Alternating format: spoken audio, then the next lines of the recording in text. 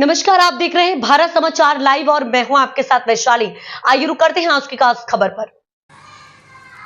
दुनिया की सबसे ऊंची प्रतिमा स्टैच्यू ऑफ यूनिटी को राजपीपला से जोड़ने वाले राष्ट्रीय राजमार्ग की हालत बहुत खराब हो चुकी है, जिसमें पेचवर्क गांव फिलहाल कछुए की गति से चल रहा है। पेचवर्क होने के बाद उस पर धूल फेंकी जाती है, जिससे सड़क पर चलने वाले वाहन इतने धूल गुब्बार बनाते हैं कि सड़क पर पैदल चलने वाले लोग दुर्घटना का शिकार हो जाते हैं और आसपास के किसानों के खेतों में लगी धूल फसलों का जमा हो रही है, जिससे फसलें नष्ट हो रही है। अगर अधिकारियों ने जल्द उचित कदम नहीं उठाए तो किसानों को इसके परिणाम भुगतने पड़ेंगे। दिवाली के त्योहार पर लोग अपने घरों में सफाई करते हैं, ऐसे मोड़ती धूल से आवासीय क्षेत्र की स्थिति काफी विकट हो गई है।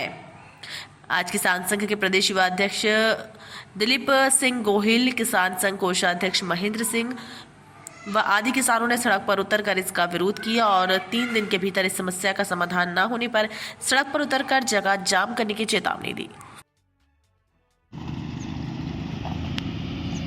नर्मदा जिला में स्टेच्यू ऑफ यूनिटी जो विश्व की सौथी मोटी प्रतिमा आवेली है, बराबर है, ત્યાંથી રાજપીપળાને જોડતો રસ્તો એટલો ખરાબ થઈ ગયેલો છે, એનું અત્યારે કામ ચાલી રહ્યું છે।